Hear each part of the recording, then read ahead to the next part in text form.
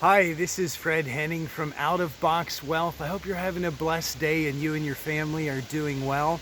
And an ongoing theme at Out of Box Wealth, very, very powerful statement, Gnothi Seuton. Gnothi Seuton, it means know thyself or know yourself. It's a very old Greek phrase that was used by the philosophers when the young initiates would come, and it was a statement that was given them when they were starting out their experience, starting out their education, starting out their own personal relationship to wisdom, their own path, the beginning of their path to becoming a philosopher, a philosopher or philosophia, one who is a lover of wisdom. And the power of knowing wisdom, some of the most successful people that we know of, they really, really respected wisdom. King Solomon out of the Bible is a good example, and everything that he was able to do through wisdom. And so the understanding of wisdom is very, very powerful, and it works for everybody. That's the really amazing thing. We live in an age when we have the concept, the idea, the influence that there's only certain people who can do supposedly advanced things, because the rest of us, we're just not smart enough. We just don't have the ability. And it's the most absurd and ridiculous and toxic idea that can be given to mankind. And when you understand understanding, you realize that you can understand anything, because understanding is just the application of thought, and you can understand literally anything. And it's another part of the influence that has been imposed upon mankind, and our own personal understanding, really powerfully influenced back in the scriptural edits of the 4th century, when even our religious teaching that was handed down to us began to be edited, it began to be censored, it began to be influenced by those who were in power to be able to use it to the advantage of those who are in power. And now here we are today, all this time later, having the effects of those changes manifesting in us personally, and we find that they are manifesting in our own personal DNA. So when we think of the idea of Gnothi Seuton, know yourself, it begins all of us on an inward journey of knowing who we are. And in knowing who we are, we can recognize that we are not this body. This body is a tool, it's a vehicle that we have. It's very easy to come to an understanding for your own personal self by thinking about your thoughts. So, predict your next thought. What's your next thought? Well, you don't know what your next thought is until it comes into your mind. And so the thought is not you. You are not the thought. The thought is something that is separate from you. The real you, the true you, is the essence, is the spirit, is the powerful spirit being that is observing the thought. You are the observer. You are the one who is observing everything that is around you. And so what happens is that when we have something that affects our DNA, it affects everything that we are manifesting for ourselves. A good example is the power of the placebo effect. And everybody knows the power of the placebo effect and how that works, that people without anything of medicinal value, a sugar pill, receive the same results as somebody who receives the drug itself. So that shows us the power of the mind and the power of belief, the power of understanding, the power of wisdom. And the world, especially the science world, and everything that it affected was literally turned upside down, so to speak, when scientists started to discover amazing things in the quantum field, or in quantum physics. And the things that they started to report, it looks like they couldn't report everything, because the influence around them was very, very powerful to keep humanity locked in a set mindset and into a set parameter, almost into a set prison that kept the human race in a basically a slave mentality, basically a worker mentality, basically a herd mentality that kept humanity, as fresh fodder, as fresh resources for the industrial machine, which feeds the war machine, which feeds the few at the top that are bent on their own lustful desire for power.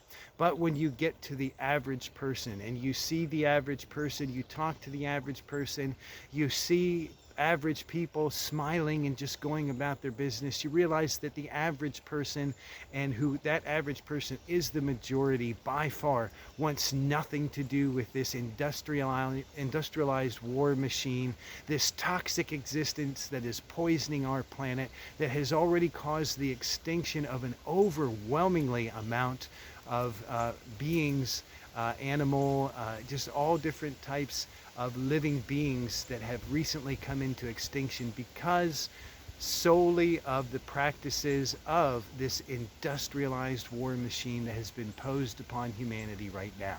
And so where does that leave us? Well, when we look back and we see the true creative power of our DNA and how our DNA affects matter. And when we have, the scientists, the brilliant minds like Max Planck, Einstein, all of the scientists that have looked into the realm of reality and discovered, whoa, wait a minute, reality doesn't exist the way that we were led to believe that it exists. The reality that we are seeing with our physical eyes is actually a hologram. It's holographic in nature. And when we look at the world as a hologram, we say, well, what do we as human beings, how do we relate to the hologram? And we relate to the hologram through our DNA. Our DNA literally sends energy to the holographic projection of our own personal spirit, mind, soul, and body through the projection of our DNA, and it creates the reality around us. Wow. Well, hey, where does that leave us? Well, that leaves you right now with the responsibility and the opportunity to do your own research and find out. In just these little short videos or these little short times of sharing, nobody can explain everything to you, and nobody is meant to explain everything to you. That's where I believe we are as human beings. We are as sharers of knowledge. We are as sharers of wisdoms. We are as encouragers of wisdom and knowledge. That is who we are truly meant to be, not to be set up as overlords over top of anyone. We are all one, and that is in fact the essence and the beauty of the holographic universe. If you do your own study and you look into this yourself and understand the qualities and all of the manifestations of the hologram, you'll find out that everything of the hologram is included in the smallest part. So what means is that no matter how small you go, the very smallest thing, the boson, the lepton, every particle that we keep going smaller and smaller. Every time we look at matter, we get to go smaller and smaller. But we find out that as small as we go, that everything that exists in the macrocosm, or the larger manifested world, is already existent in the microcosm. That tiny little boson, that tiny little Bose particle, the Higgs boson, the Higgs particle rather, which many are calling now the God particle. And we find out that everything that we see manifested in all of created reality, the universe in a full, that is all contained in the smallest piece, in the smallest little Higgs boson, Higgs particle that we look at. And so what that means is that our DNA that has been hacked, when you go back to the Sumerian tablets and you go back to the influence of Sumeria, and you see Enki and Enlil, and you find out what they and how they influenced mankind, you'll find that human DNA has already been hacked. It's already been mutated. It's already been under a scientific experiment to change it into a certain way. And so what happens is that now we are in the situation of being aware, of knowing it for ourselves, of understanding it for ourselves. And it is a wonderful knowledge of wisdom for us to have, because now we can know that we have this power. Now we can know that we have this ability. Now we can know who we truly are and what our body truly is as an interface between our spirit and the manifested universe. It's an interface that we can program and that we can use to basically put our order into the universe and manifest and create what it is that we desire. And the good news is that it is not limited by any past experience. As a matter of fact, it has no limits whatsoever. A few months ago, I made the statement that the first step in manifesting unlimited wealth for yourself is to stop playing the blame game. And got a lot of feedback on that, and it may have a bunch of different understandings for a lot of different people, but the blame game is disempowering. It makes everyone who plays it a victim, and it's a game that can go on for infinity, because we can always come up with a new reason why to blame somebody else for our current situation. So to be able to harness your own personal power by stepping into that own personal power, by stepping into that own personal awareness of Genothi Seutan.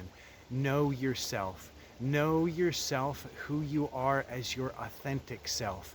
The I am.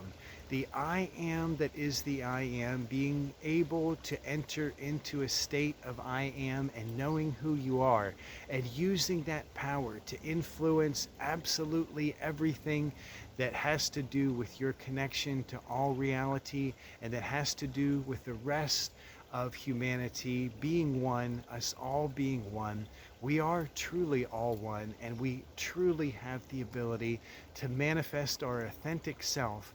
And in turn, I believe, through being who we all truly are and who we all truly love to be, through loving ourselves, loving each other, and loving our Creator, the blessed, unconditional, loving parental influence that created everything, we truly have the ability and the already desire to manifest and return our earth back to the original garden paradise that it was originally created as.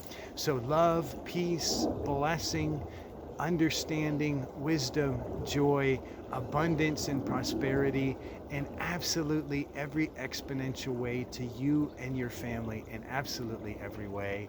Genothi Seutan, Namaste.